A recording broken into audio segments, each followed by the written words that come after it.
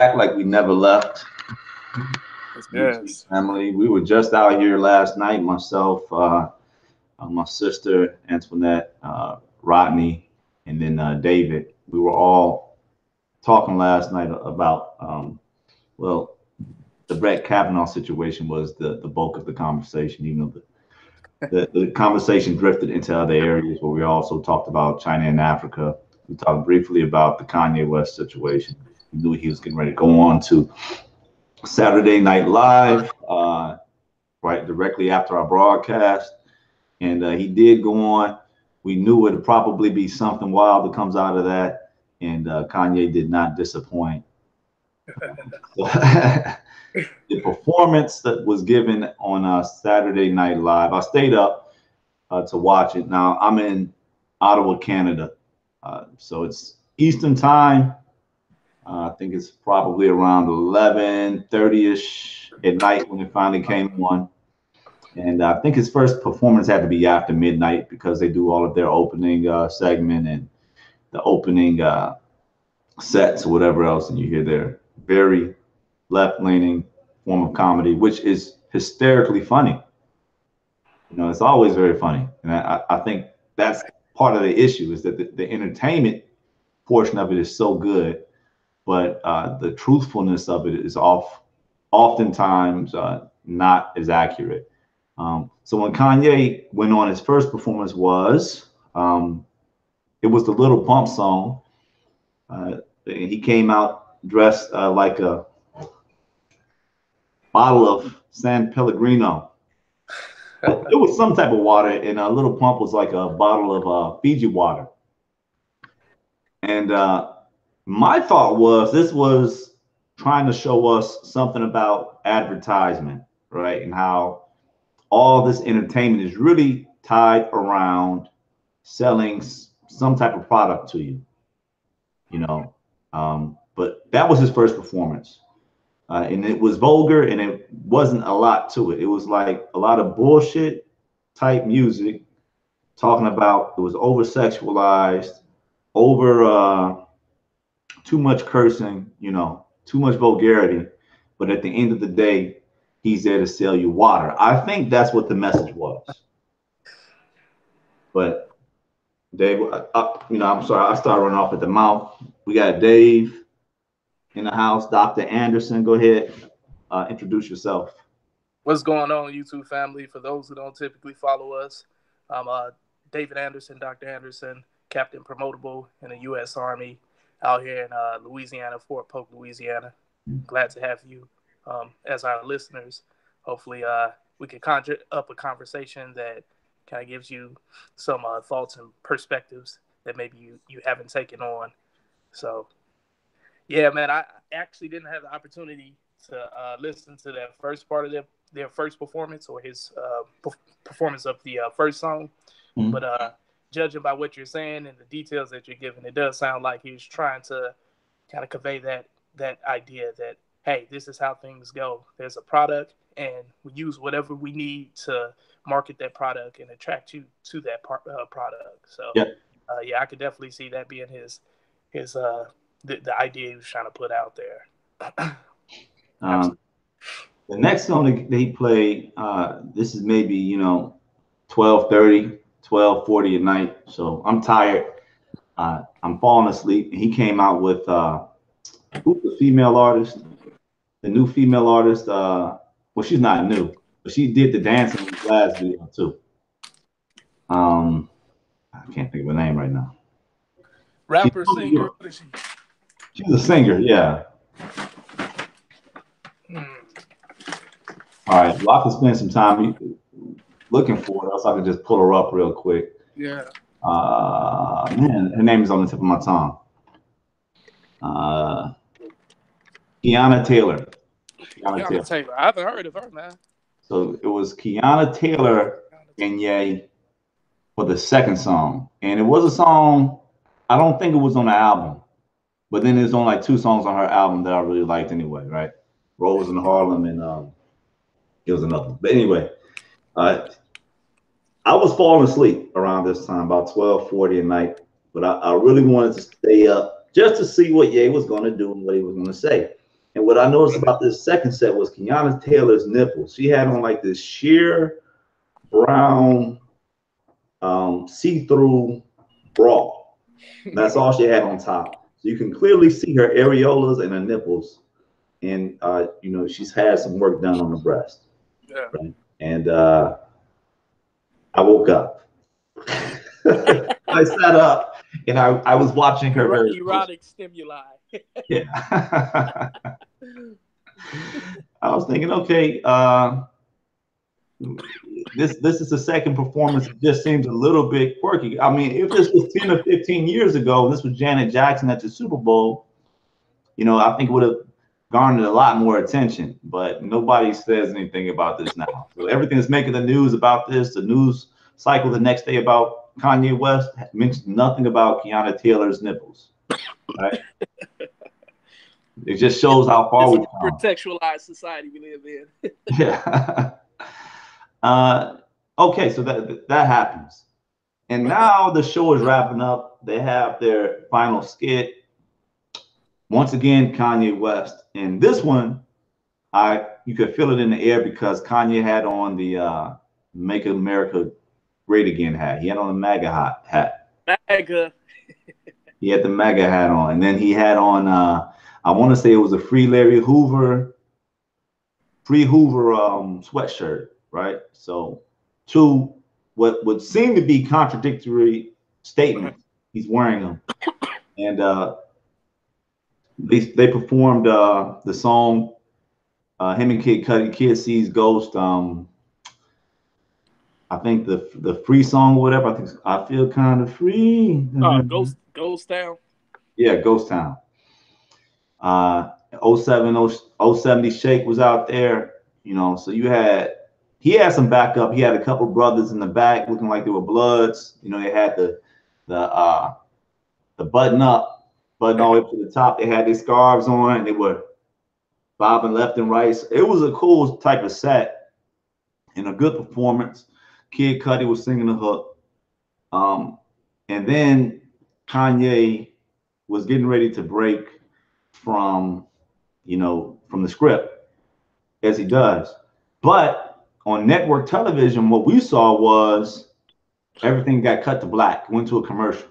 And you know, when it cuts at a bad time because it goes into like half of the commercial. So like it cut incorrectly from the program, and then it starts you off in the commercial like 30 seconds into the commercial. Yeah.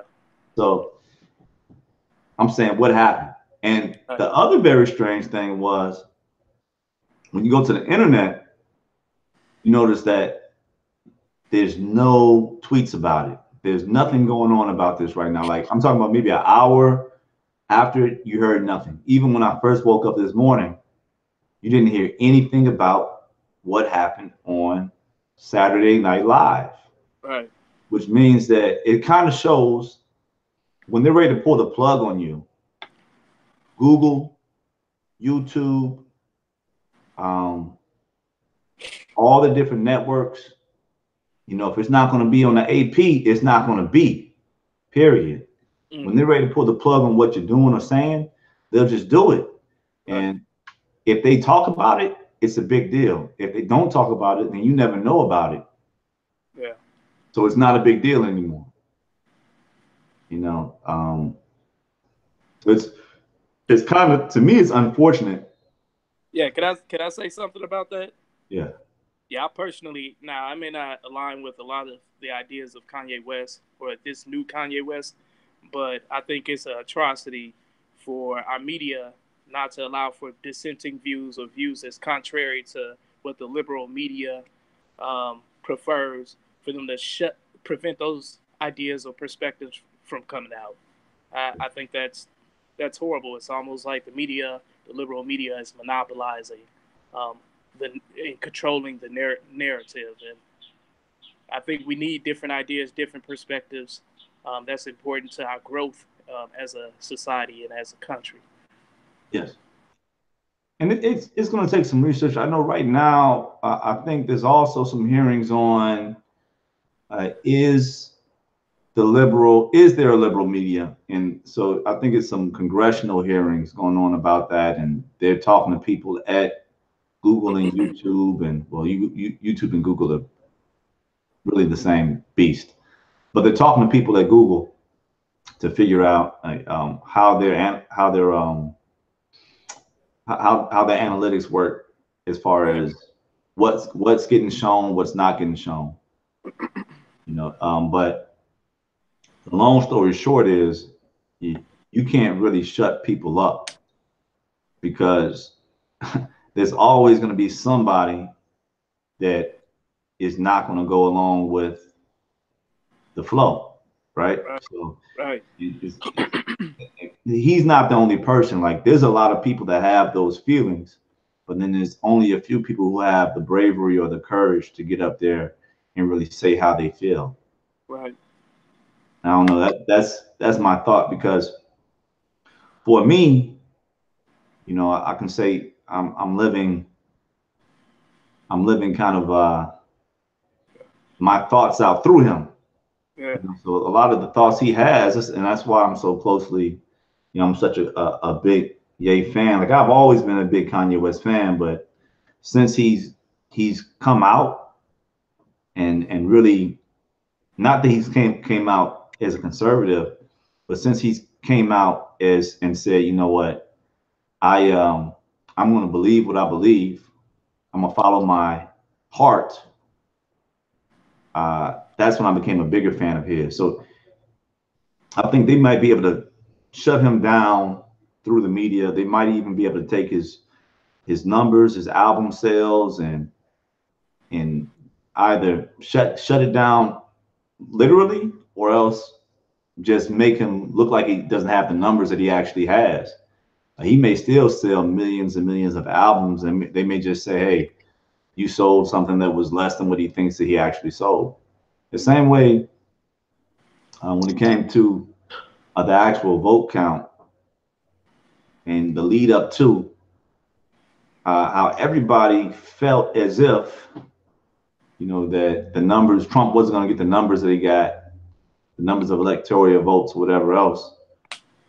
I feel like if the media tries to control the narrative too much, it actually is going to end up blowing up in their face, because you're not really changing the way a good portion of the country feels. You're more so just offending them. And as they get offended, they may say, okay, I can't go out and say this in public, but when I get in that voter box and I pull that curtain back, I'll be able to say what I want to say anyway. So it's better to actually have that dialogue with them instead.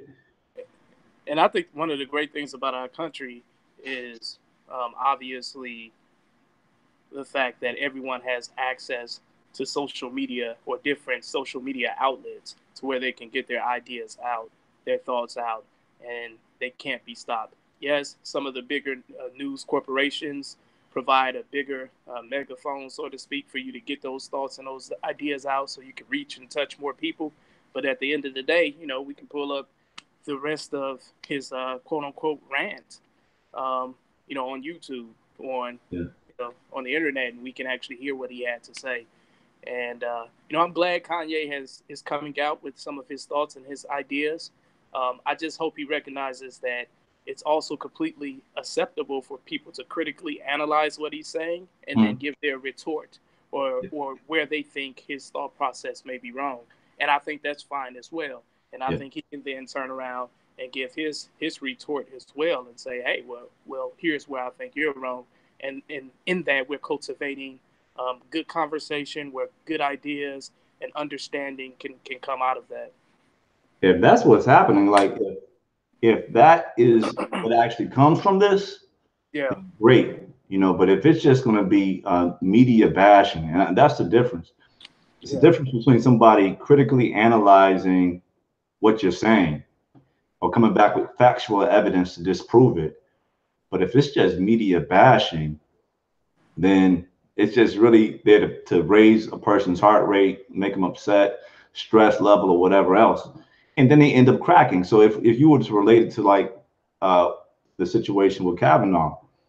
Like they're criticizing him on the show for being upset that they're calling him a racist. So no matter what he did, or calling him a rapist, no matter what he did, he wouldn't have been right because they don't want him on the Supreme Court anyway. So if he would have came out too timid, then just like they did your boy Ben Carson, they would have said he was sleepy, or the fact that he didn't, vehemently deny it, that makes him more culpable that he is, a rapist or committed sexual assault. But if he comes out there with emotion like he's supposed to and says, I did not do this, then they're going to just say, okay, it's facial expressions. Do you really want this guy's temperament? Can he really be on the Supreme Court? So just like Trump, just like Kanye, just like Kavanaugh, if you have a conservative viewpoint, there's not much you could really do or say to stop the bashing. It's like they know that they can't argue with you head on. They know that they can't really argue your points head on, because then they get into this idea of whose ideas are right and that they can lose a lot of their support. So instead they say, we'll just bash the hell out of them. We'll make them look like they're crazy. We'll make them look. Here's how I feel about that. We also have conservative media outlets as well that express more conservative ideas or perspectives, like, for example, with the Brett Kavanaugh hearing. So I think you have two diametrically opposed perspectives, but that's okay as long as both of those perspectives are getting out there, because CNN or MSNBC, they're obviously going to have a different interpretation of his hearing, his reaction to things, his responses than Fox News. But that's okay. And I wish there was a media outlet that was more moderate, that kind of played it right down the middle. But I don't think we really have that. At one point, CNN was that, but I do feel like CNN is definitely becoming more left-leaning. But Oh, CNN, it's been deeply left-wing for a while now. But I think, like, if you can stomach CNN, you sit down, you listen to that. You can stomach Fox, you sit down, you listen to that. Maybe you listen to some RT. Maybe you listen to China Global Television Network. BBC. Yeah, so it's like you just have to get a lot of different. And the thing is, it's time consuming. For some people, it's interesting, and for other people, they have Real Housewives of Atlanta and NBA Wives to watch. They got other goofy shit to do. So, or it's not just that. Like we talk about the NBA, we talk about the NFL. So we have to do that also, right? So it's like people have to go to work. So you're only gonna get so smart on any of this political stuff, because at the end of the day, even the politics is just another form of entertainment. For them, they're looking to bang a buck out. They want to make some money. You know what I hope, though, man? I hope that people have the mental flexibility to be able to sit down, listen to something, and actually by themselves analyze it and come up with, a reasonable idea about the situation. Don't just like take what you hear and say, all right, that's fact, or that's how it is. Like, actually sit down, look at the hearing.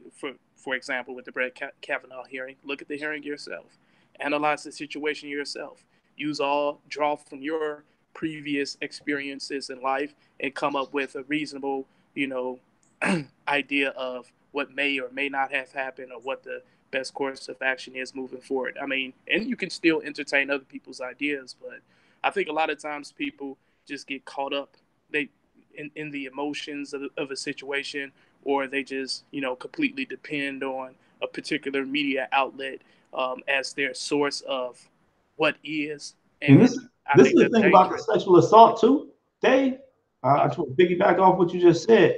The thing about the sexual assault case is, whenever you're talking about Me Too or sexual assault, guess what? If somebody has been sexually assaulted before, which is a large amount of women who have been sexually assaulted before, they're going to be emotionally vested. They're going to believe this Christine Blasey Ford pretty much just off her merit. Like, they're not going to really listen, because, and why should they? for them, it's not about Christine Blasey Ford. It's not at that point. It's not really even about Brett Kavanaugh keeping him off the Supreme Court. It's about they make it about sexual assault, right? So if you make it about sexual assault, now you have somebody's heart, and that's you don't have to capture anybody's mind nowadays. You don't have to prove anything to them. All you have to do is get them emotionally vested in your cause, and that's why Kanye's rants are actually good because when he slows everything down, he has that platform. He slows everything down, and now he can talk. And even if it didn't get out to the television network, it got out to everybody in that studio. And even if only 3 people clapped, I can guarantee you it was probably 15 or 20 that wanted to clap. But a lot of people don't have the bravery to really follow their heart all the time, right? They want to go with what they deem to be right or what the majority of people deem to be right. Yeah. And it's easy to make one thing right if the majority of all the television, radio, media outlets are giving you one narrative. There's only like 6 different companies that manage media entirely. Yeah. There's plenty of graphs that show that. And I don't know. And they receive more donations or money from Democrats. That could Like be I saw a recent statistic that shows that Democrats they donate more money, like more than 2 times the amount of money to NBC, MSNBC, CNN than Republicans. So But of what course came that first is that sticking with a horse with that, though, right? said again. Am I not donated as a Republican? Would I not donate money to you because you don't promote my cause, or are you promoting my cause because I'm donating money? And I think right now it's more so the media conglomerate, and I don't know how it runs back to him, but the guy's name who you hear a lot is George Soros, Yeah. and how he funded Black Lives Matters. I'm not sure about the Me Too movement or not, but he's giving these billions and billions of dollars to radical. And I'm not saying all left wing. Radical. I'm not calling all left wing outlets or all left wing groups radical, but to radical leftist groups, Antifa, never. And I don't think BLM is radical. I I I do think that, and I may be wrong, and correct me if I'm wrong, but I'm not quite sure of what their actual agenda is. And I'm not quite sure if they've like laid it out, bullet points. Here's what we want from a legal standpoint and from a social standpoint. These are the things that we're fighting for. And this is why we're going out protesting. And we're trying to put pressure on our lawmakers to make these particular policy changes. So I may need to go on their website and do a little more research and stuff, but I wouldn't label them a radical group. And I know you weren't like labeling all of these maybe more left swinging groups radical, but yeah. I'm not a fan of BLM at all. Why not? Why not? Yeah. I just look at the leadership. And I think the leadership pretty much is going to give you a good description of what the entire program is about. And I think it's more of a. Have you looked into their program and like read up on them? They have a website, I think, that kind of Yeah, lays out. they have, and like even that their bylaws or their yeah, and it sounded really really hanky, and it didn't sound like anything that I'd really back up. So it's like, who started this, and the person that started it, he's not a good representative for me. Right. Well, you said a person who funded it, or the Oh, the person person? who started it, the guy with the jacket, I forget what his name is. I thought they were like 2 females who kind of started the idea of it. Yeah, I think it was like a Like one is a female. lesbian female or something like that. I thought it was a gay dude and a female, or might have been a gay dude, a female, and a bigot. I don't know, man. But You ain't got no seats. but all of them, just had just people that. And a gay dude, a lesbian with a bigot. Hey, I mean, people will say one thing and then act a complete different way, or they'll expect something from one side, and then on their side, they're bigoted. So it's like we don't want to be discriminated against, yet we will discriminate against you. And I just recall one Black Lives Matter video where they were telling all the white people to get to the back of the march. Like, you know, this is a Black and Latino march, and you know we will lead this. And if you're white, please peaceably go to the back of the march. And I was thinking to myself, well, that sounds ridiculous because one, if they're crazy enough to take their ass out there with all of you crazy people to march about whatever you decide to march about this week, then they should be able to stand wherever they want to stand. Yeah, right? not only that, to be completely honest, I mean, you could go back to the days of Martin Luther King. Like, you need white people's support because they make up the majority. And if you want some change, you have to have the support of white people who maybe have the same viewpoints as you. Some would say the liberal whites. So I don't know if moving them to the back is like, and then, yeah, what's your intent? Like, I guess they were trying to say, we want this to be to have a black face, like this movement to have a black face. But I mean, it's going to be considered a black movement to the masses, to the public, but I don't know. Kanye has said something in his interview he did on WGCI. He said the two biggest Black Trump supporters are me and the boxer dude. What's his name? Floyd? Yeah, Floyd. Floyd, you know, Floyd's a real big Trump supporter, man. Dang. I thought he was I guess I knew that. Yeah. He was like, and the thing that we have in common is we think like Africans, we don't think like African Americans. And did he explain that? Yeah, what do you think about that? Man, I gotta hear his reasoning behind that. Oh, go ahead. Because yeah, I guess I would have to hear his reasoning behind it to kind of give my analysis of that comment, because I don't know what he means by that. Like, so me, I had like really close dealings with you know, when I used to date Sienna. Sienna was from Liberia, and I lived with her for like 8 months. I lived with her mother, her brother. You know, so I had some really close dealings with a lot of Africans. Plus, you know, just you too in medical school. I'm pretty sure you've been across a lot. Absolutely.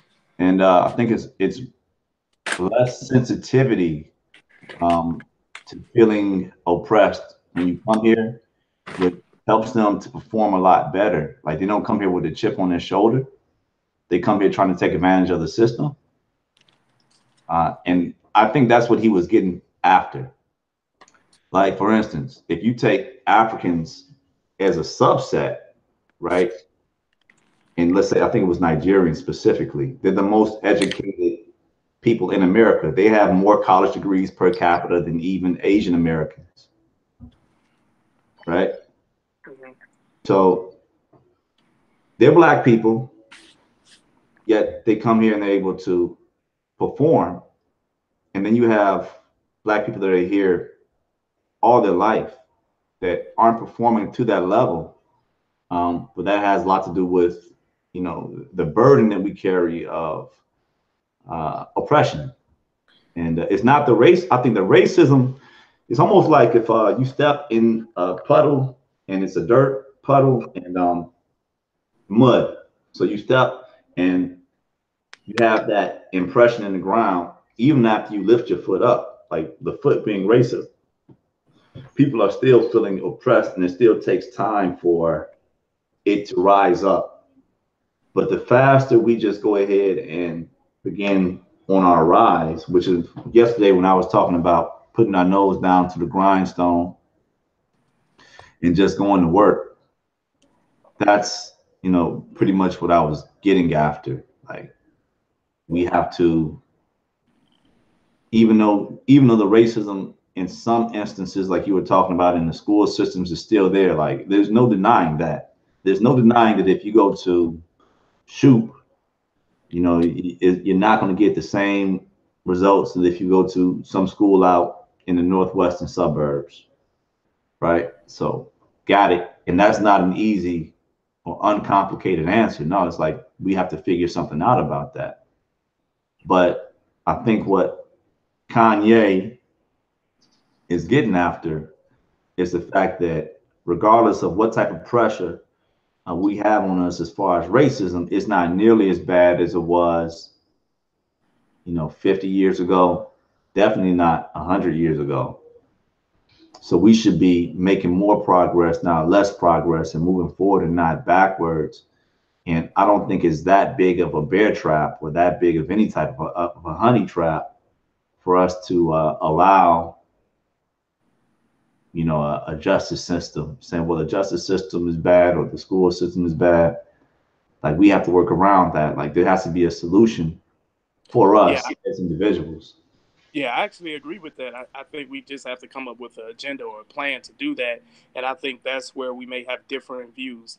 Because for me, I think we have to come together as a community, as a black community, and work on ourselves. One, rid ourselves of the socially inappropriate behavior patterns. Mhm. Two, I think we need to put our monies together, invest in black businesses within our communities. Three, I know you disagreed with this during one of our other podcasts.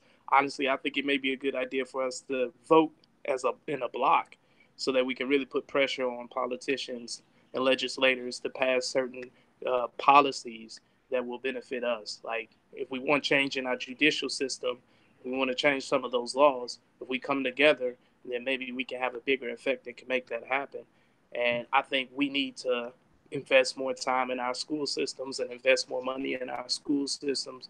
Like I think we need to change from within. But I do agree that you know yes, there still may be systematic or systemic racism present, but it's we can't allow for that to hold us down. And like you're saying, we have to work hard. We have to work around that.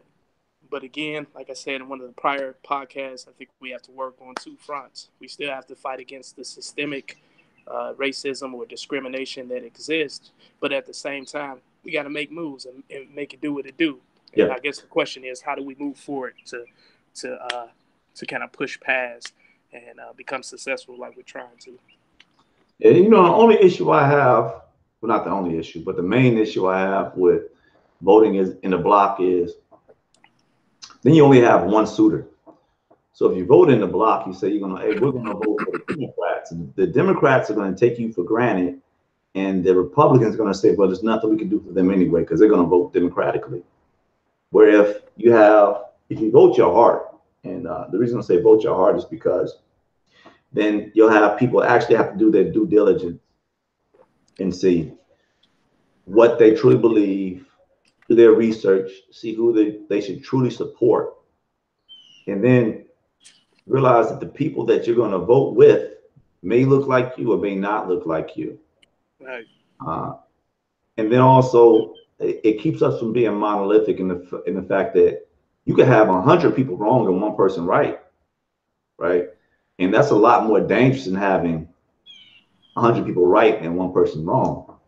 Yeah. See, I guess I feel like there's certain concrete things, there's certain things that we know is just right. For instance, when we look at the law, we look at the three strikes and you're out rule, right? When we look at how crack cocaine is weighted against powder cocaine, how that's still unfair, even though Obama uh, reduced it to an 18-1 ratio now. When we look at like some of those are things that I believe all of us can agree on.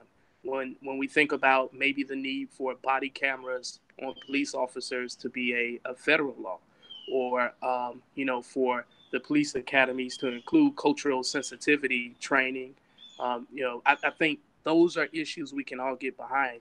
Um, so, I, I, and I guess what I'm saying is we do need a monolithic approach. But I mean, I see what you're saying too, like the potential issues that can arise from that. I absolutely see that as well.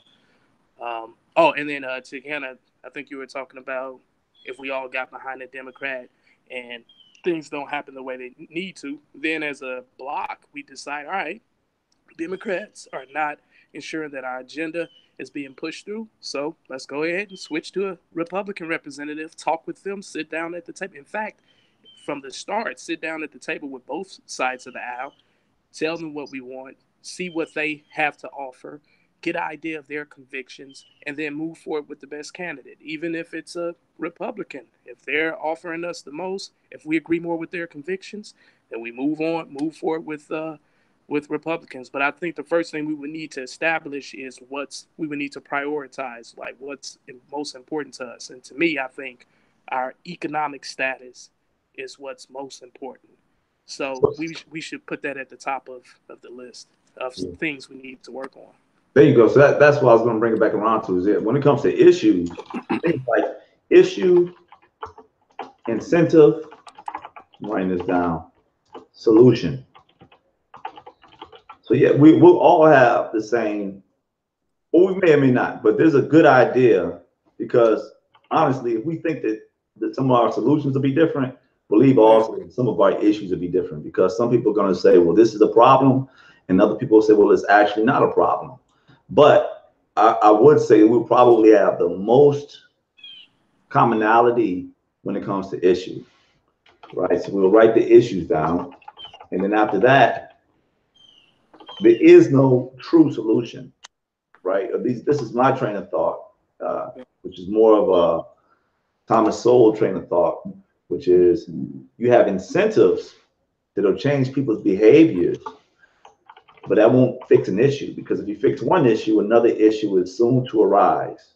It's like you're trying to make this perfect world, this perfect utopia, but it never comes about, because there is no perfect world. Like there's always going to be an issue with any system. Right. There's always going to be pushback. There's always going to be somebody dying. There's always going to be somebody mistreated. It'll just be a different person. Like if you change the incentives, change the solution, it'll be a different person that's feeling the pinch. Yeah.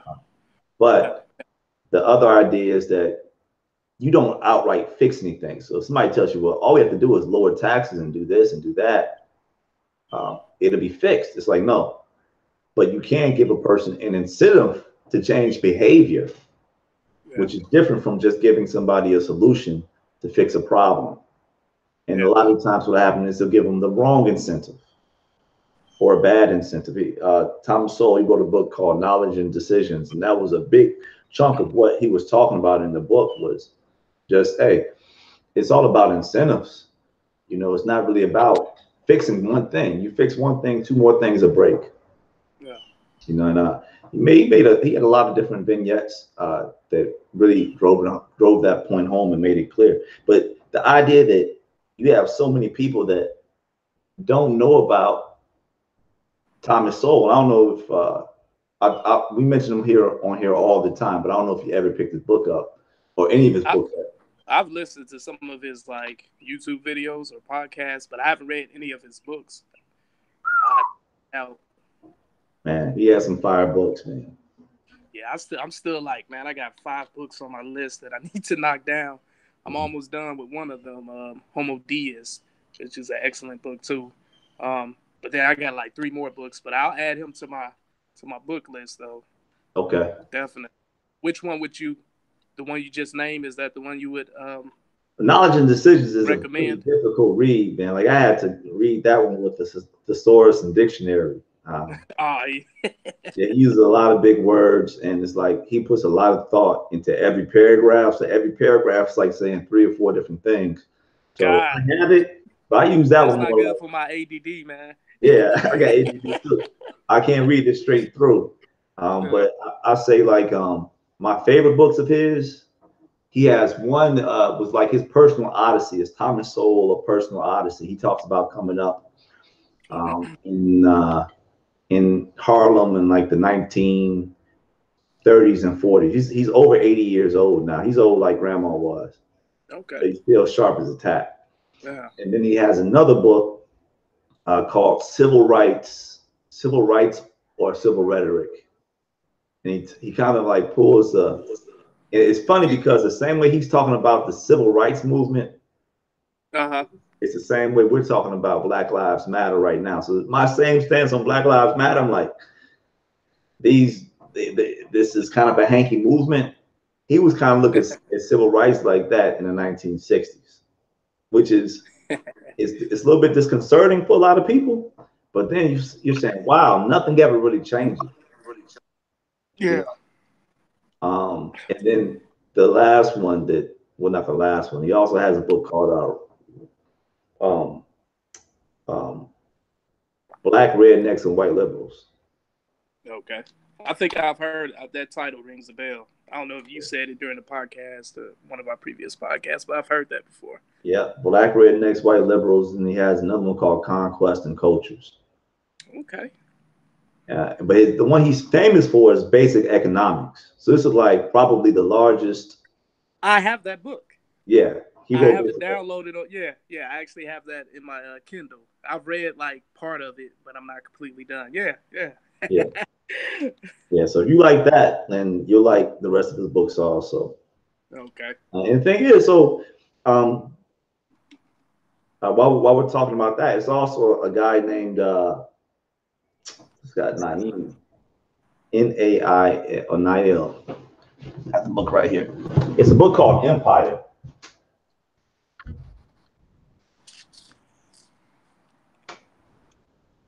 Yeah, Niall Ferguson. This book. This guy too. It's pretty good. Great author. Great book. Yeah. Um, and he goes back and he talks about the British Empire.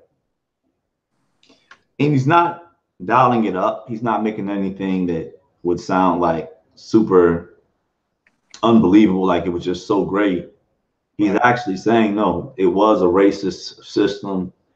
It was a, uh, a very bad system in a lot of ways, but then he doesn't discount like all the ways that it was positive and good also. Yeah. And he just tells that story. But I brought his name up while I was in London. I just brought his name up to a couple of people. They're like, "Oh, that bigot! That I'm like, wow, man! Like, if you're not thinking way, if you're not on the left, they don't have like this idea of a center. Yeah. You know, so it's like you have to think the way that I think, and it's like, no, it shouldn't be like that. I'm gonna allow people to think. I don't have any choice but to allow people to think how they think, you Right. know. And they really don't have any choice but to allow me my same right. You're not gonna stop this man from wearing a MAGA hat. As a matter of fact, man, like if I could wear one, I would. But with this whole military thing, you're playing with your career and everything else if you do so. So I don't. Yeah. But if Yeah. I could, I would. There was something I wanted to say. I forgot. You were talking about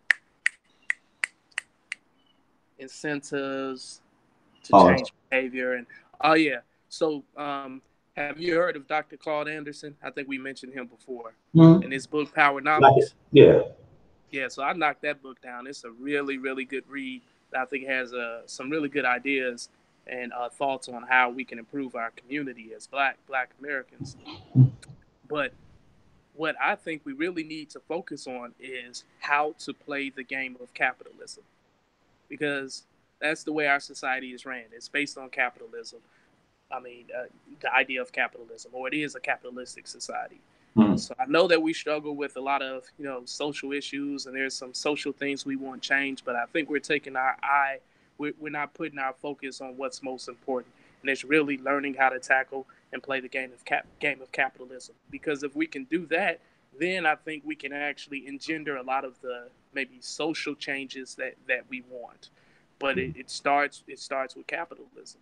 Like when you think about the root or the origin of racism, it was really all about capitalism. It was about amassing as much land as possible and about amassing as much free labor as possible so that you can produce goods and you can generate money and revenue, and you could become great as a state or as a country.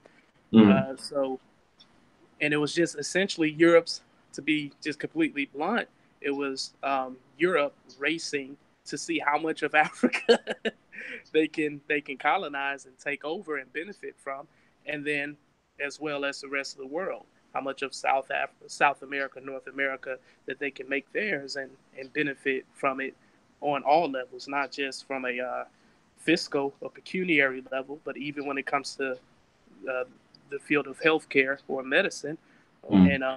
and other different fields, science as well. There were a lot of uh, science advancements made through colonization. So, um, and I feel like that if we can grasp hold to the true essence of capitalism and what it means to be successful under this system, I think we would do better as a people.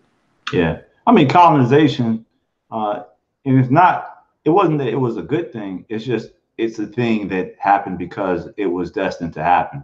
It's like Yeah. if somebody has better guns, better ideas, whatever else, those are going to propagate, and the people who they propagate that stuff on, they're going to take that in and they're going to use it for themselves. Because when we see somebody, we do it knowingly or unknowingly. When somebody has a good idea, you're going to take that idea. For instance, if you just look at something like a simple business suit, in what country in the world, if you're going to do business, do you not wear a business suit? Even if you go to the Middle East, they're going to have on their guard, but over it, they're going to wear a business jacket. In China, they wear better suits than they do in Italy. Yeah. You go to Africa, we wear business suits. You might have a dashiki on up under your business suit, but it was an idea. It started off as an idea, a military idea from a European military or British military. But now everybody does it. If you can say the same thing for hip hop, right? That Yeah. was a Jamaican American idea that was propagated throughout the world, and now people, whatever style of music they do, it's pop music has borrowed so much from hip hop. Where did the term remix come from? Say it again. Where did the term remix come from? I'm not sure. Where did it come from? It came from hip hop, right? People remixing old music, Oh, you mean just making the basic term making it remix? new Yeah. again, right? Now, today you hear country music and it's like this is a remix, right? But it's just an idea. Nobody thinks twice about it. As a group Right. of earthlings, we Yeah. borrow from each other all of the time. So Yeah. yeah, we have to Like catch even up. rock and roll. Like rock and roll was invented by African Americans, by Yeah. Black Americans, and Mhm. white people just took it and made. But it's just another example. But Yeah. I understand your bigger point that you're trying to convey. Well, yeah, I mean, and to be like when it comes to entertainment in general, um, black people have a lot of soul, man. They have a lot of charisma.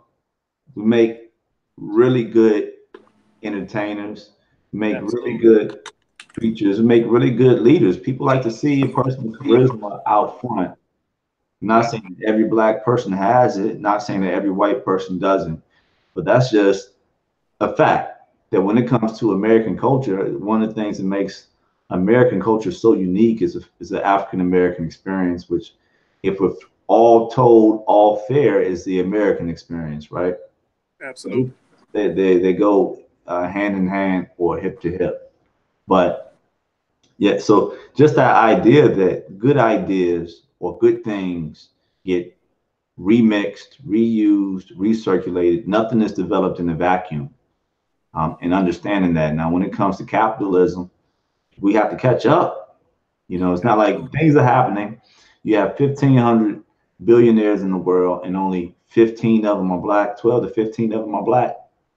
And then you start looking at the black billionaires, and you look at how much criticism they get from Black America, right? Like, and the majority of those black billionaires are from Africa, and that's only right because the majority of black people in the world, right, are from Africa, right? But Right. I look at Mike Jordan. I'm proud of him.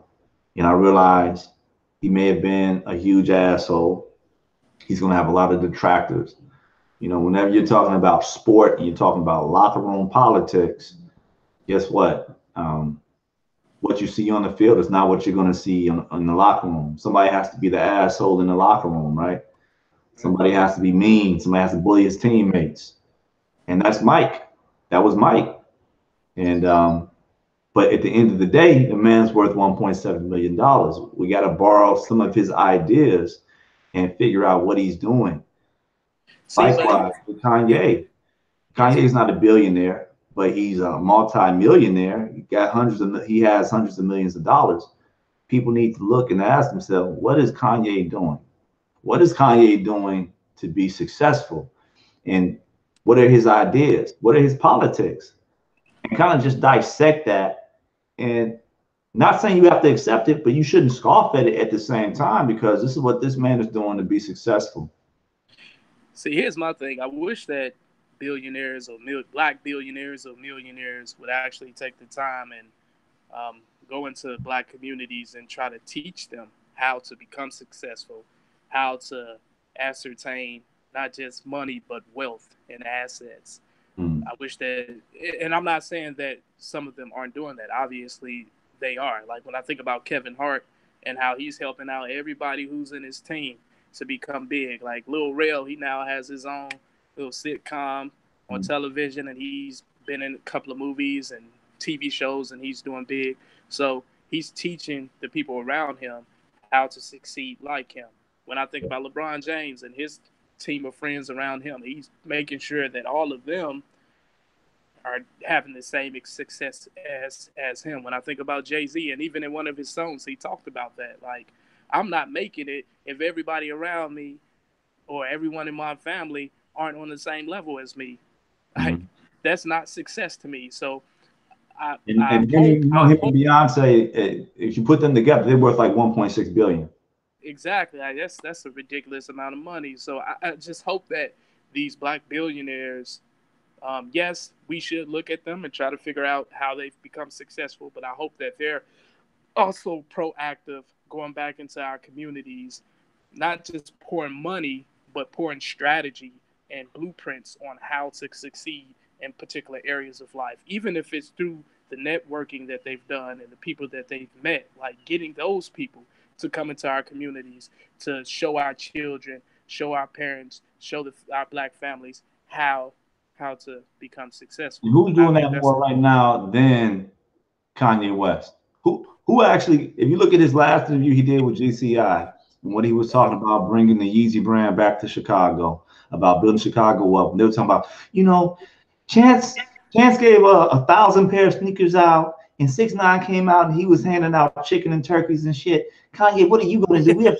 with you. What are you going to do? He said, look, he said, I'm strategizing. I'm not trying to bring you turkeys and shoes. I'm trying to bring jobs. I'm Exactly. trying to bring something that's going to like last for a long time. It's like, Right.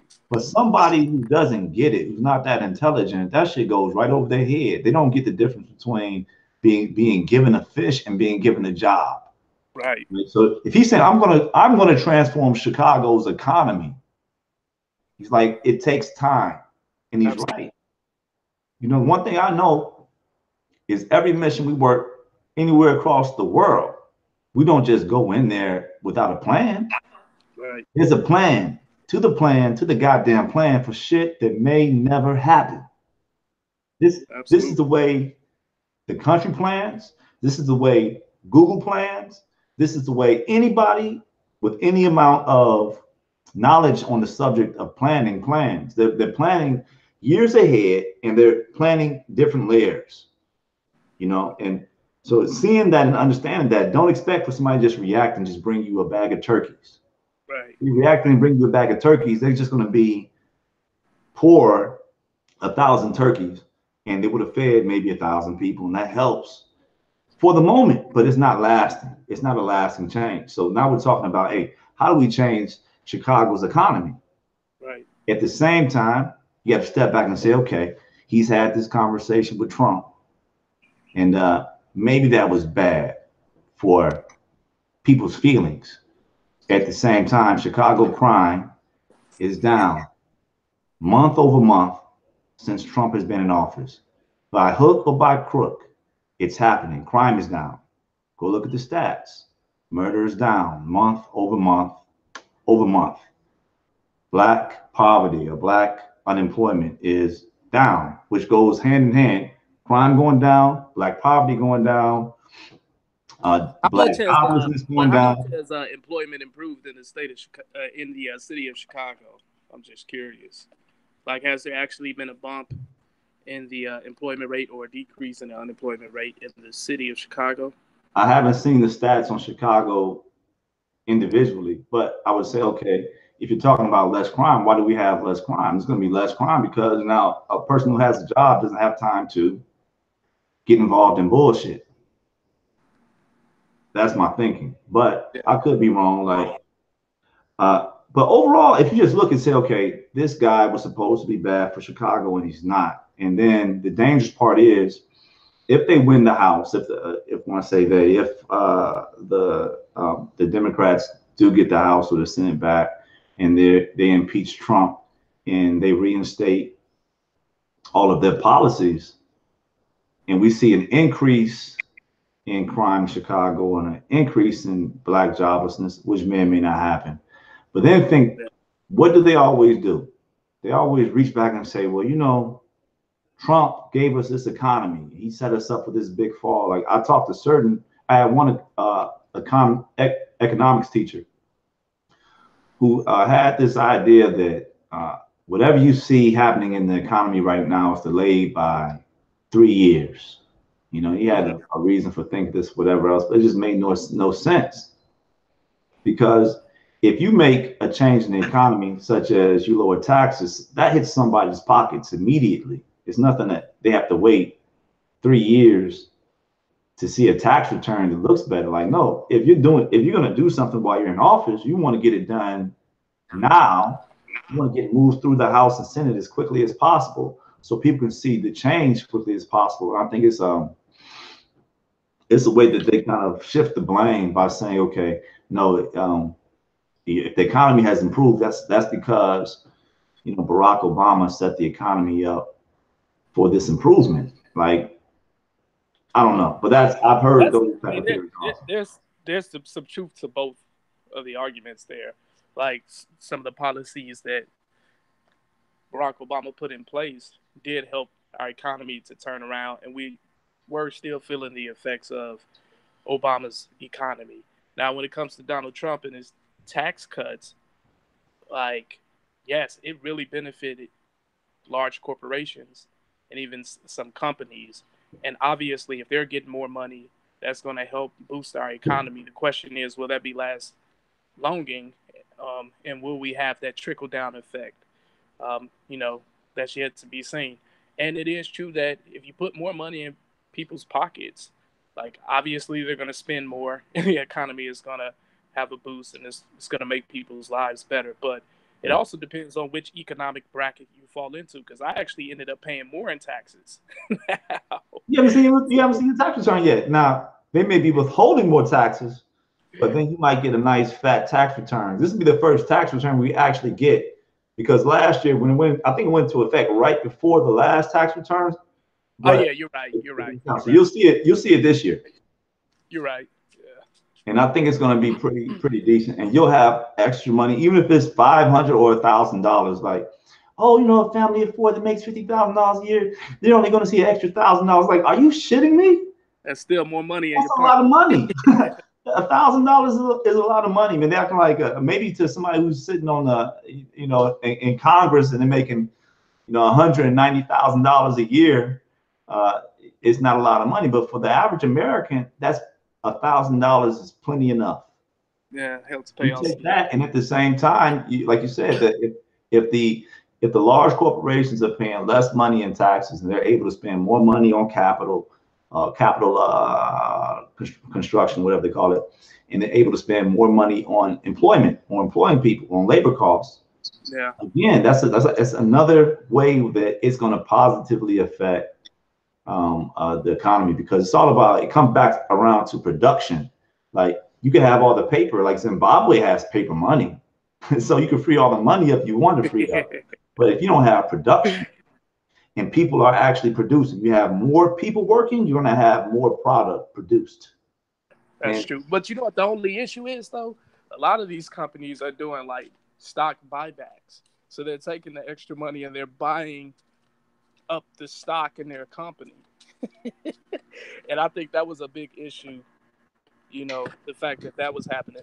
Because that's just giving more power to the corporations, and that's really not allowing for that money to trickle down to the workers. Yeah. I just think about like Ronald Reagan. It's not a perfect system. And his economic plan, this whole idea of trickle down economics, and how it wasn't as successful as it was thought to be, or that as it was expected to be. So But I don't know, man. It Hopefully, may have gotten overhyped afterwards, but I think it was pretty successful at the time. I was well, 5 or 6 years our old. GDP actually took a dip. Like initially, it was successful, like the first couple of years, and then our GDP actually started to decrease. Yeah, I'd have to research to see why did it decrease. I'm pretty sure, he only had 8 years. I know he also he started to kind of lose his mind the last couple of years he was in office. Yeah. So it could have been a lot of reasons outside of him Yeah. that actually took a dip. Let's Yeah, I trickle probably down, need to study him more closely myself. bro. Let's do that, man. Let's we could do another talk on that in and of itself. Just and I've heard that it wasn't actually named trickle down economics by anybody on the right, but that was actually an epitaph that they used for it. So the idea of it trickling I down mean, to I felt like it was pretty a pretty good description of what he was trying to make happen. yeah. The money Yeah, man, was meant to God trickle bless down Kanye, to man. the I common hopefully folks. let him go ahead and get this album out. Hopefully he can drop this Johnny still. Absolutely. He I'll probably be, he probably burned a few bridges last night. hey, Heard a we few didn't even things. listen to the rant, man. Yeah, that rant was ridiculous. Let me see.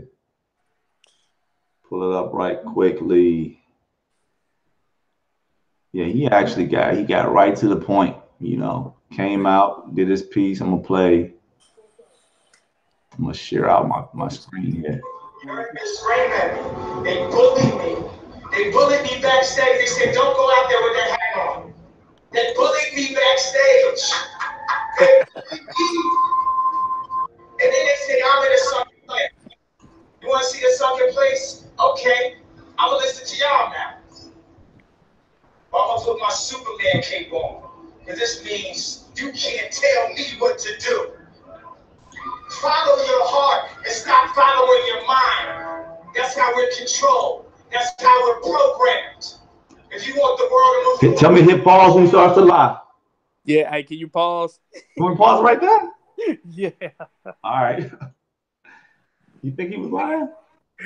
Not that I think he's lying, but I'm not quite sure if I agree with something he said. He said, follow your heart and not your mind. To me, that means follow your emotions and not your practical mind, your Mm-hmm. reasoning mind. And I think that that's dangerous. I think you should analyze both and consider both and then decide what's the best action to take moving forward. I I I do agree with think like you. sometimes you have to close your ears to everything that's coming in and take the time to kind of process things yourself. Yeah. That's true because a lot of times you can be heavily influenced by the information that's flowing into your mind from all different places and stuff. But I mean, another thing is to make sure that you're receiving information from um, that provides different perspectives on whatever you're looking at so that you can make a better, a more intelligent and thoughtful or pensive decision like on how something should be. Um, but yeah, he sounds like to me he was just saying, hey, follow your emotions, your feelings, how you feel. I, I'll give Kanye this, man. Like he's very, uh, I think he's intelligent, and I think he's very brave. Uh-huh. The issue comes in speaking contemporaneously is always difficult. So Absolutely. he said that Bush doesn't care about black people. That was something that you can look in his eyes and you can see he was very much in the moment.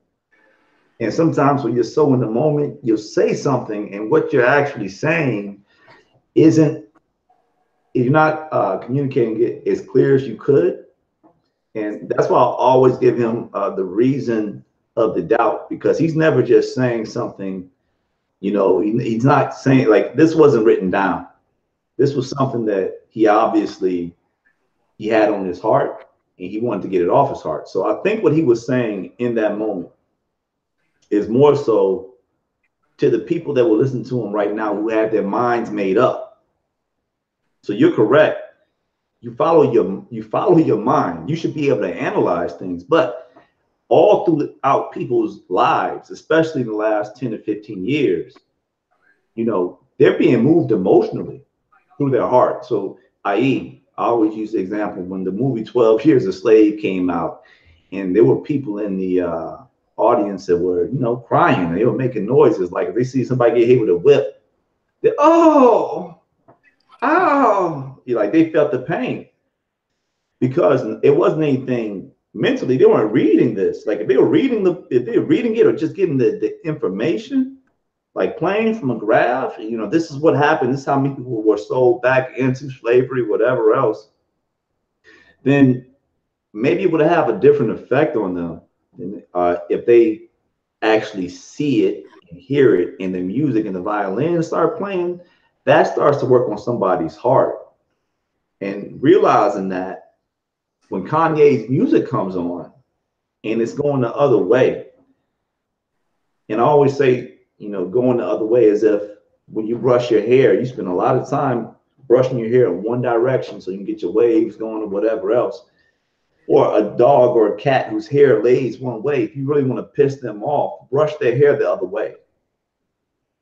Not that it hurts, it's just not what they're used to.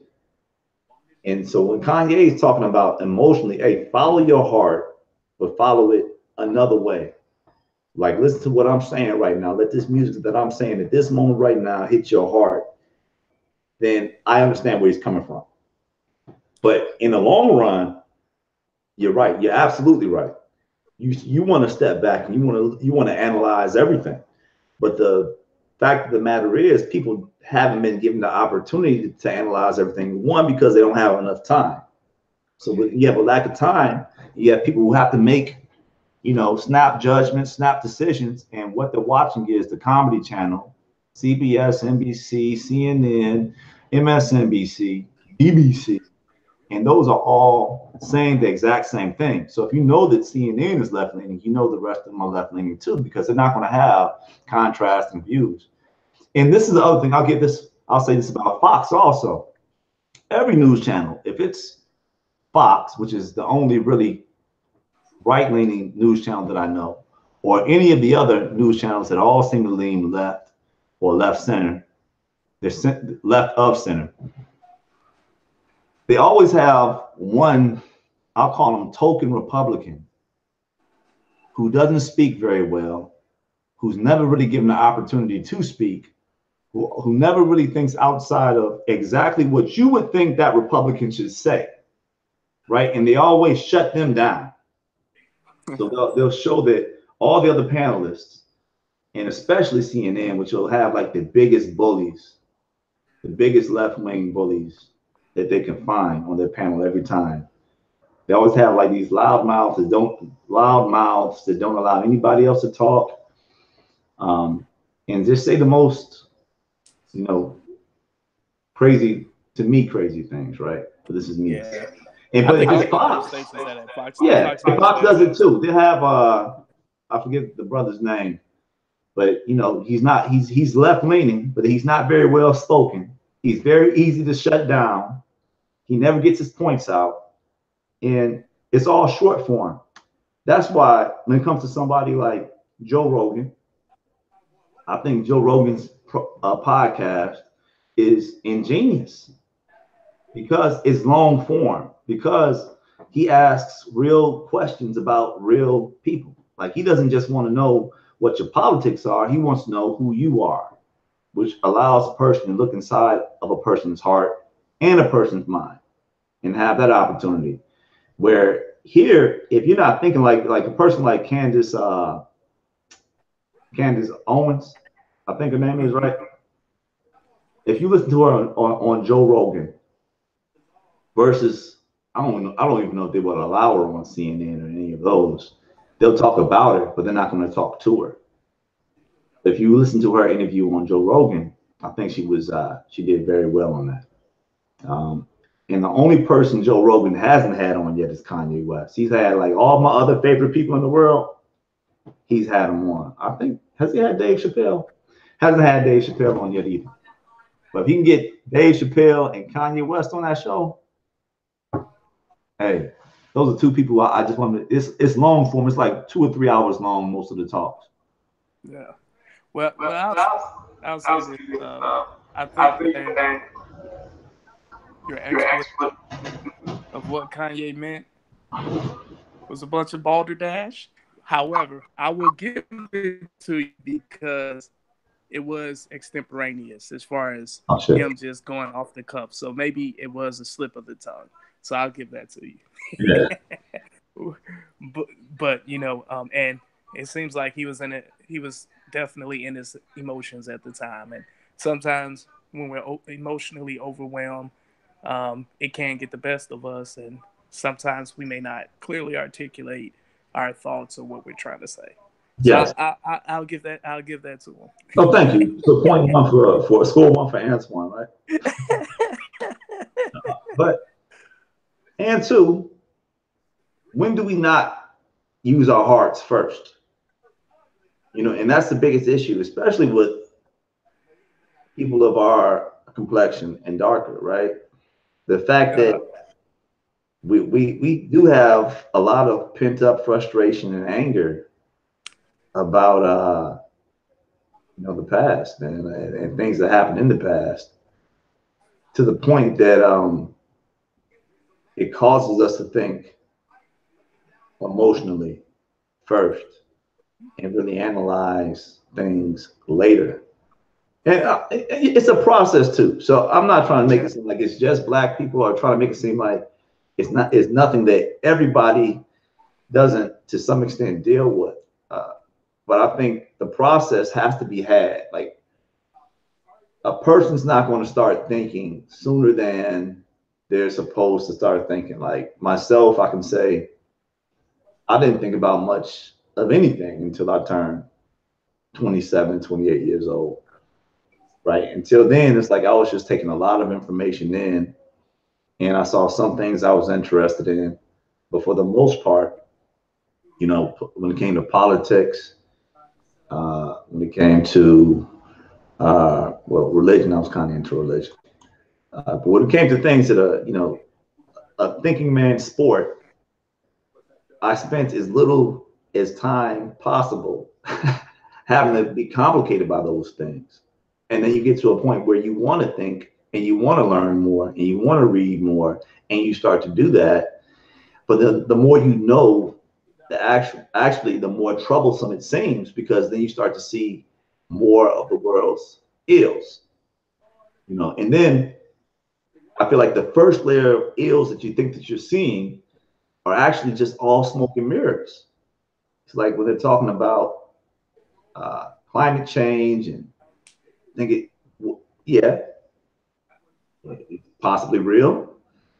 But when you say something is definitely real, then it becomes almost like a religion, or this like super dogmatic political statement that nobody can move away from without being, uh, you know, See, to me, I think it depends on your audience, though, right?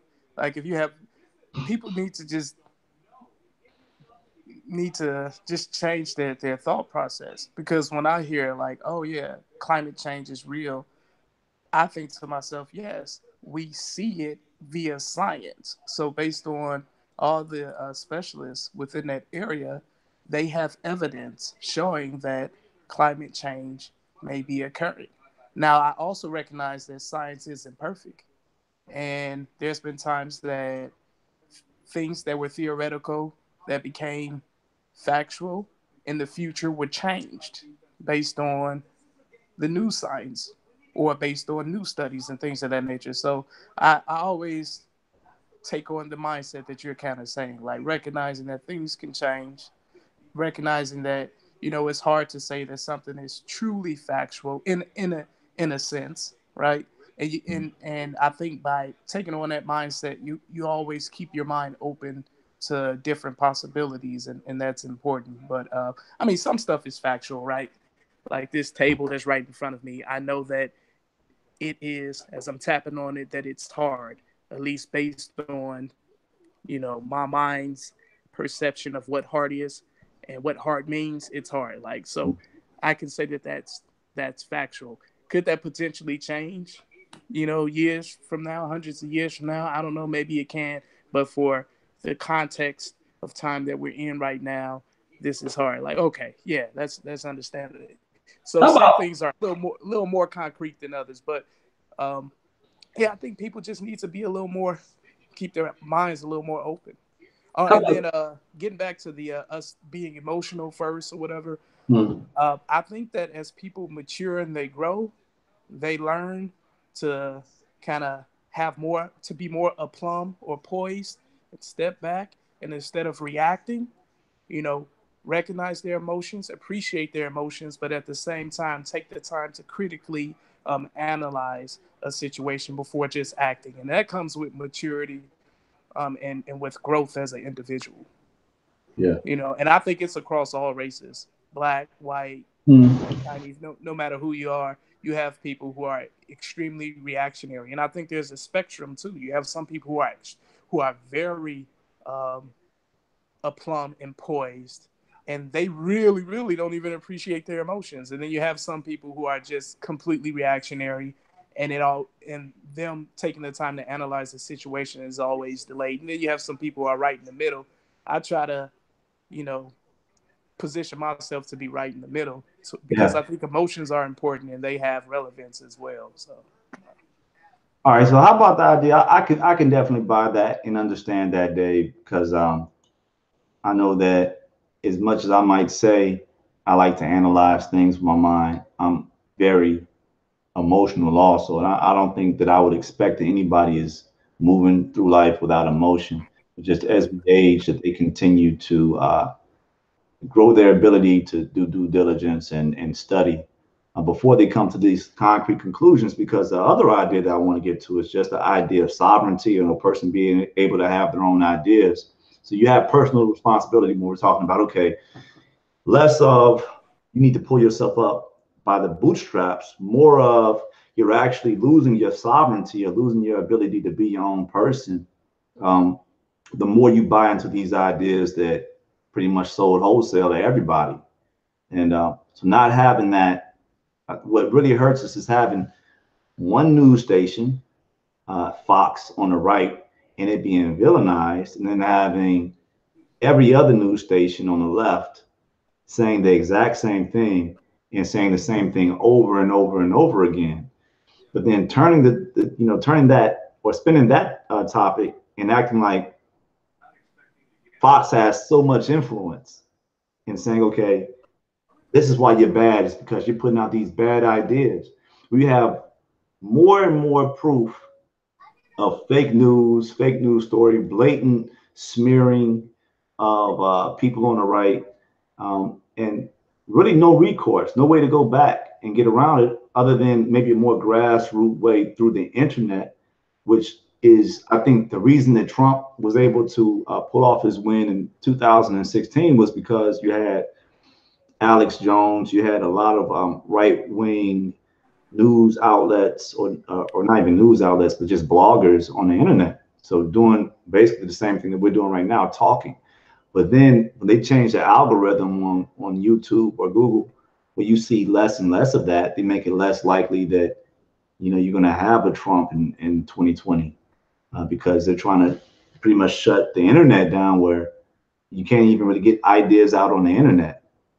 And that's the scary part. I think a lot of people will have the ability to think freely and think outside the box, but then they're not going to be able to connect with other people who think like them, and that's when you have a more, it's actually a sad situation, See, because but I think that we put too much into like the power of the news, and we don't recognize the importance for us as individuals to be able to hear something, delineate the facts from opinions, and then deal with the facts ourselves. Yeah, maybe listen to the opinions and different perspectives and analyze that ourselves, but ultimately come up with our own idea based off the facts that are present, right? So it's important for people to do that and not to just be easily swayed by the opinions of, you know, some of the political analysts on the different news stations. I recognize the policies that are there because that's factual policy. This policy, that policy is being passed.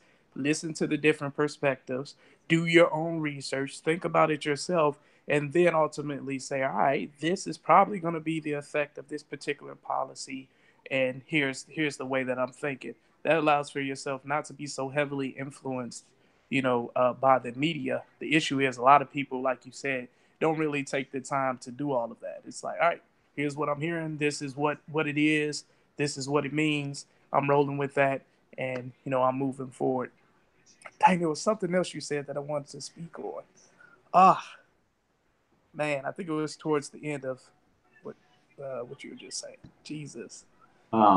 Probably we talked about what haven't we talked about? We Dang, talked you just about. said something that ah. I would stop and rewind if I could, man, but I can't. Dang, Don't it was worry about something I it. wanted to It'll reply come to. back to you. Uh, Yeah.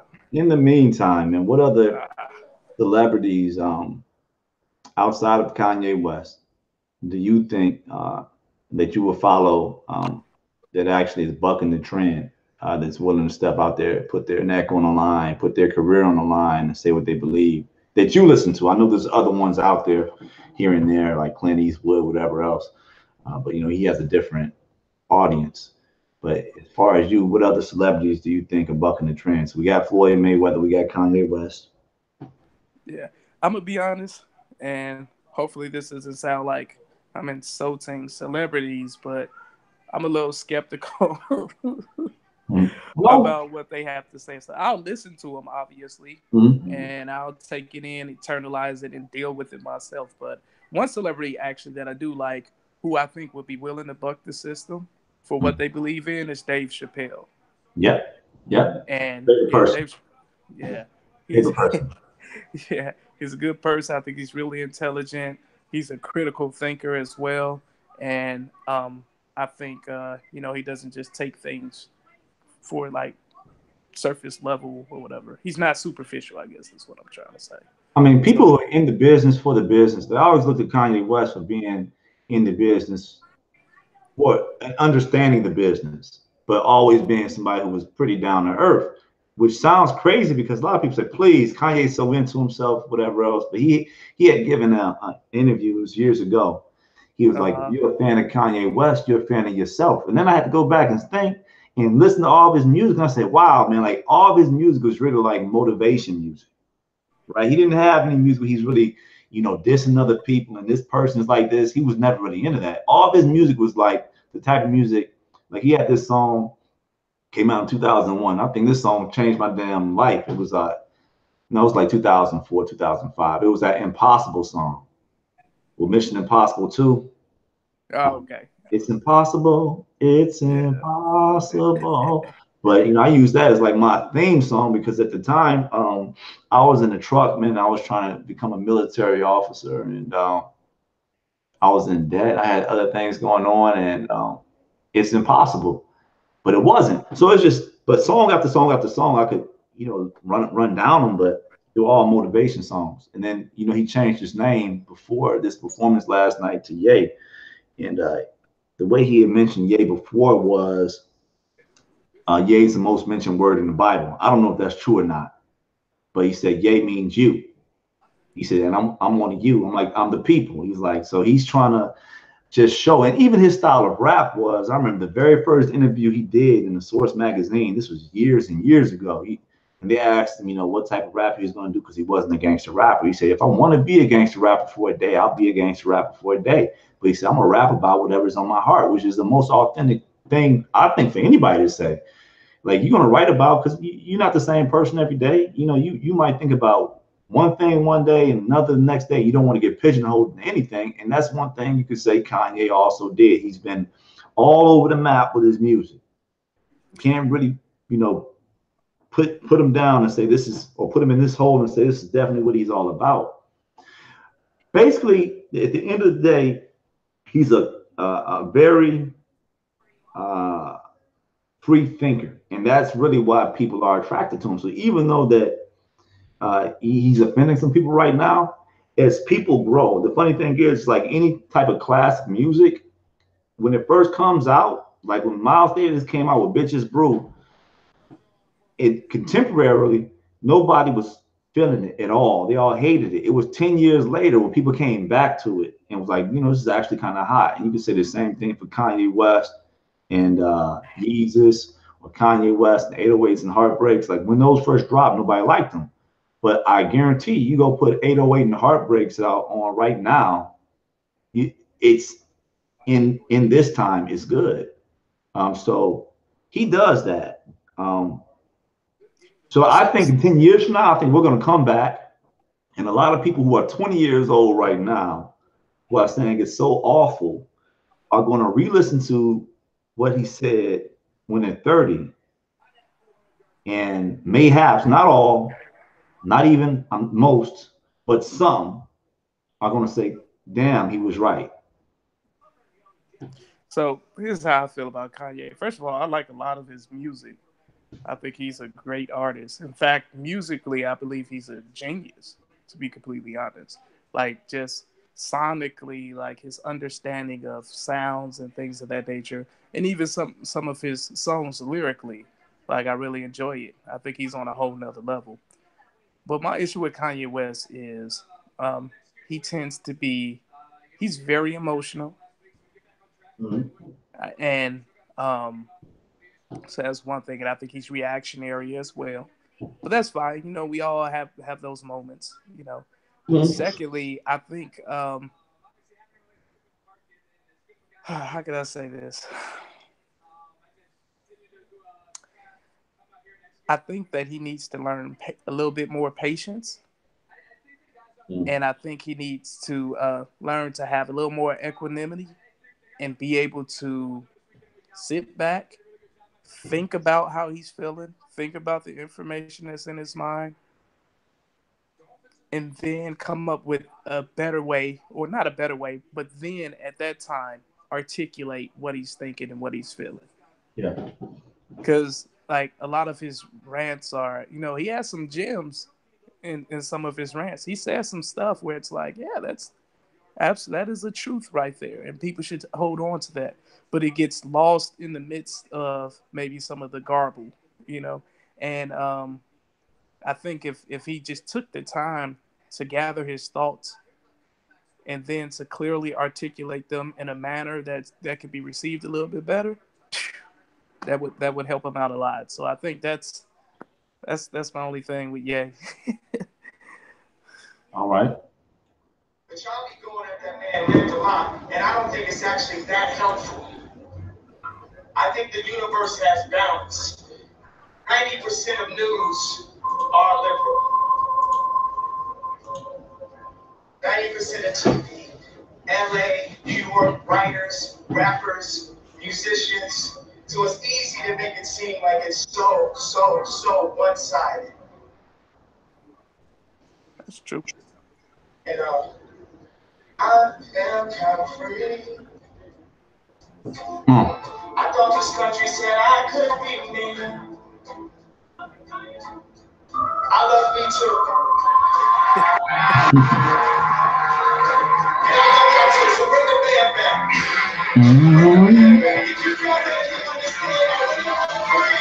Yeah. In the end of the day, unless the music is bomb, you can't get away with it.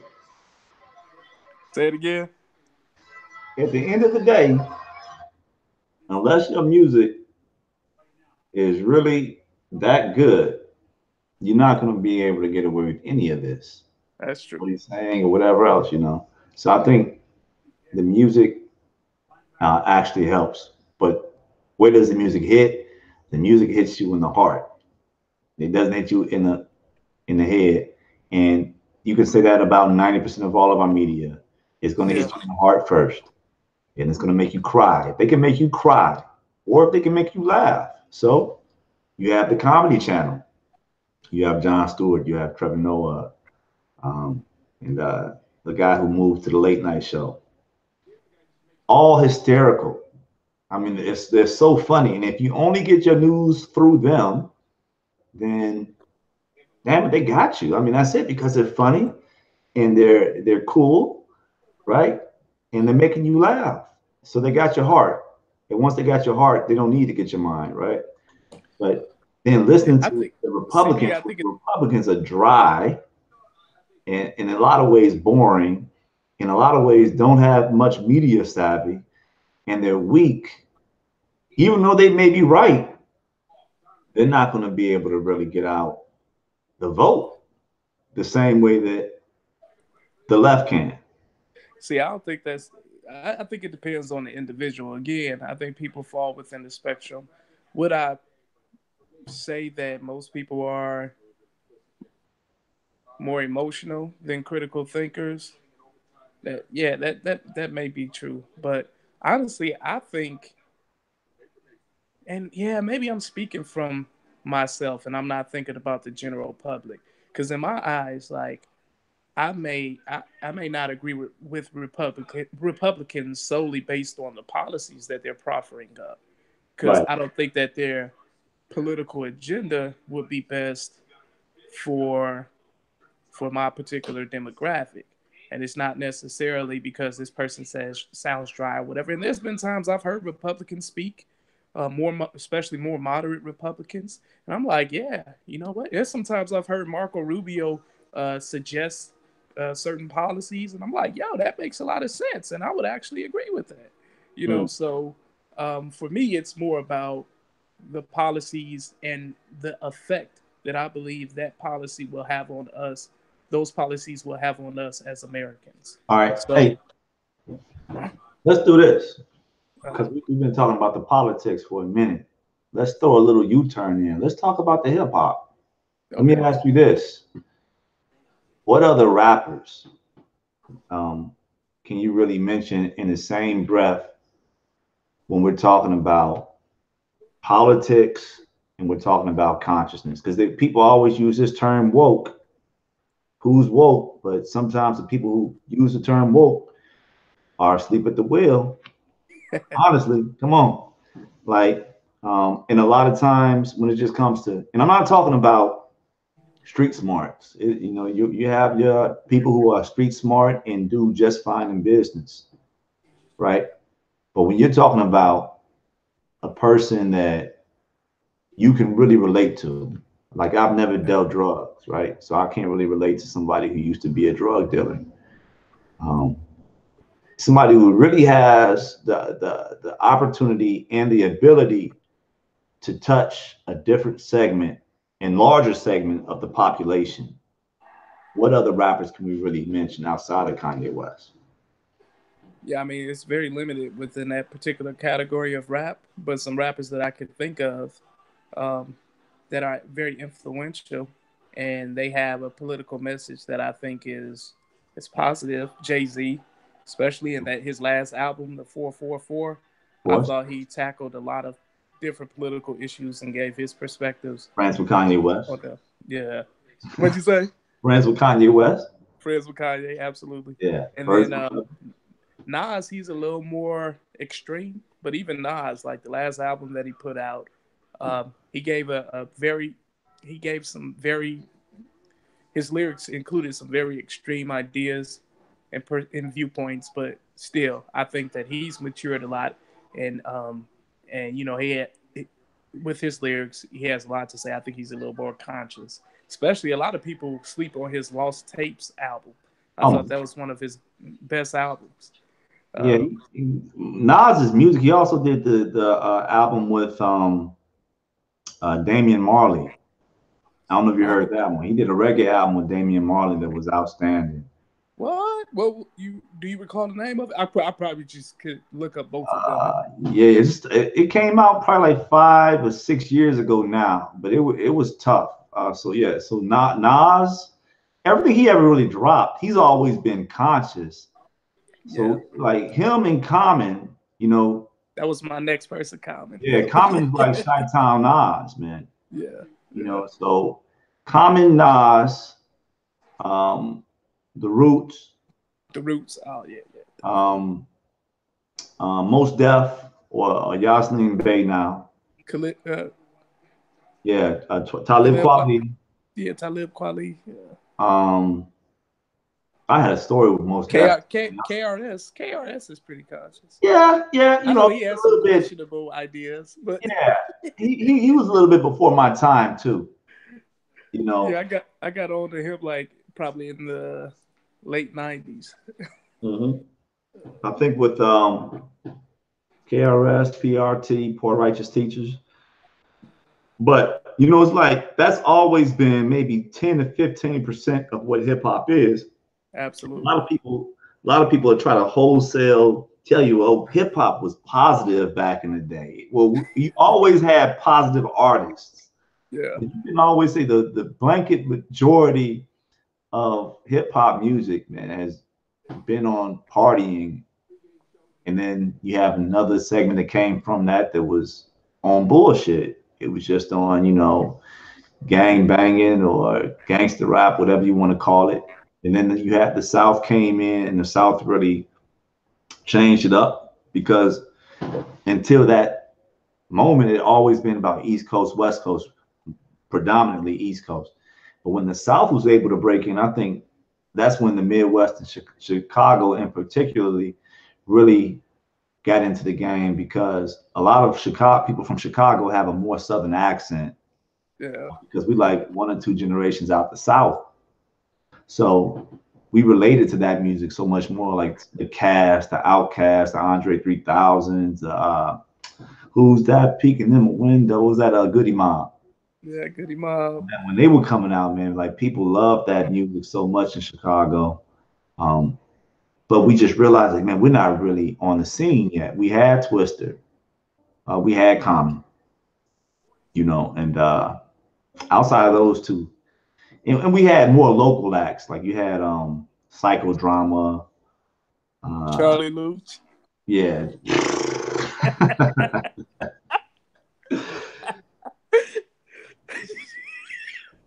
That's why I'm not gonna leave that alone. And never yet, everybody's a damn rapper now. That's the other issue. And then you get to the age where you just realize, you know what, the music has changed because then they start doing all the mumble rap. Yeah. And not saying it's a bad thing. I'm just saying it's nothing that I'm into. Yeah. I can't listen to it for long periods of time. All them drums and chopped music and yeah. I mean, like I can work out to some of that music, but that's about it, man. And the lyrics too, man. Like the with the mumble rappers, the stuff Yeah. that you can hear is just straight vowel. Mm. Like it's not like I don't think it's adding thing to us, you know. And that's usually what I'm looking for. Like, man, what are these rappers saying? Are they adding to my life, or are they, you know, are these lyrics taken away or influencing my mind in a negative way? And Yeah. man, I think you're right, man. You're right. Like majority of the music is like from the beginning. Majority of the music really hasn't been that that positive. It's Like unfortunate, Kanye, but Cole, and Kendrick. I mean, today, contemporary, you know, yeah, we had we had Nas. Nas is still kind of contemporary, but it's like Common, Cole, and Kendrick right now. The yeah. only one Oh that yeah, I really forgot has, about. yeah. But the only one that has any, and Nicole, I'm not going to take anything away from Cole or Kendrick. Like they're both fire rappers. Right. They're not bucking any trends. They're not bucking any trends. As a matter of fact, they're kind of just running on the same track that Kanye had laid for them 10 years prior. So, um, yeah, right now, I think Kanye might actually be a little bit for them. I think it's just going to take some time for people to catch up with him and understand it. And it might be post Trump that people actually get like, wow, you know, what he said made a lot of sense because people are so hurt right now. They don't feel like being offended. They don't feel like their hair being rubbed the wrong way. But But you know, hey, cuz you know how I feel not to switch from rap to politics, but like it's amazing to me how people are like so affected by who's in and I'm not trying to devalue or diminish the potential impact that a president can have on a country. But like, man, when you really think about our country and how it's ran, it's like, man, how much power does the president actually have? Like, how much power does Congress actually have? Especially in, you know, since we don't have any like true campaign finance reform and like different corporations and businesses are in the pockets of politicians and have heavy influence on legislation and stuff. So sometimes I think to myself, like, all right, yeah, maybe a lot of people feel like he wasn't a good candidate because of the character issues and everything. And it has caused a huge uproar. And we do want to maintain a certain, like, societal identity as far as like who we are as Americans, like being all inclusive and things of that nature. At least that's what it looks like our country is moving towards. But at the end of the day, it's like, all right, y'all, relax. I'm pretty sure the powers to be, even if you feel like Trump is off his rocker and he may try and nuke somebody and would not, something crazy like that. It's like, all right, I'm pretty sure the people around him and the powers to be will not allow him to do something egregious or something that will put us in harm's way, because at the end of the day, they want our country to continue to be productive because that's going to make things better for them. So it's just amazing to me how people can get so caught up in their emotions when it comes to, it's like that should just be short-lived. You feel me? Yeah, it's like the way it's being sold right now. Like, if you thought that Trump was going to win and, they were just going to take it laying down, like, that's not what happened. So Trump won. I believe he won fairly, but every day since him winning, Yeah. had free advertisement. You know, free advertisement. And I can tell you from this, I don't know if you watched that 1 hour and 20-minute press conference he did. I think it was Wednesday. It was the day before the actual Kavanaugh hearing. But how was it? oh man, it was and I'm a right-wing guy. Right. I'm not necessarily the biggest Trump fan ever. But after that interview, I loved Trump. I loved him because I thought it was brilliant the way he cut through all the bullshit. And like, he has his style. It's almost comical, but it's a good type of comical. He definitely got some respect from me after the hour. So that same interview that would maybe piss you off if you're on the left, if you're center, or if you're right. I watched that and I just saw. I thought it was ingenious. He was just saying exactly what he felt, which in a lot of cases matched up with what I felt. And he was saying it unabashedly, like he had nothing to lose. Well, man, what did he say? It was regarding, obviously. Yeah. So like, if they ask him a simple question, are you questioning, the truthfulness of the victim, President Trump? And he said he would just pretty much tell them yes, but he would do it in such a comical way that you just have to say, wow, you can't hate him for saying what he feels. Yeah, I can't appreciate his authenticity, even though I might not agree with what he says. Like, the fact that you ain't got to guess how he feels or what he thinks. He's not going to allow political correctness to guide his heart or guide, or alter the way that he's going to come in. He's going to come at it with a straight line. And we need the freedom to do that, because if not, you can very quickly convolute any topic if you're always dodging and twisting and turning and try to get around so you don't hurt somebody's feelings. Okay, Dave, man, I know you got your fam over there. I hear the babies in the background. Yeah, DJ just woke up from his nap. And, the wife, she won't be home from work until probably the next 2 hours. So yeah. All right, man. Well, I appreciate the time, bro, to sit down with you and kind of just bounce some things off of you. Absolutely. This was definitely, I think, a healthy conversation. I think some good stuff came out of this. So hopefully, we'll get some comments from our listeners and see what they think. That's what it is, man.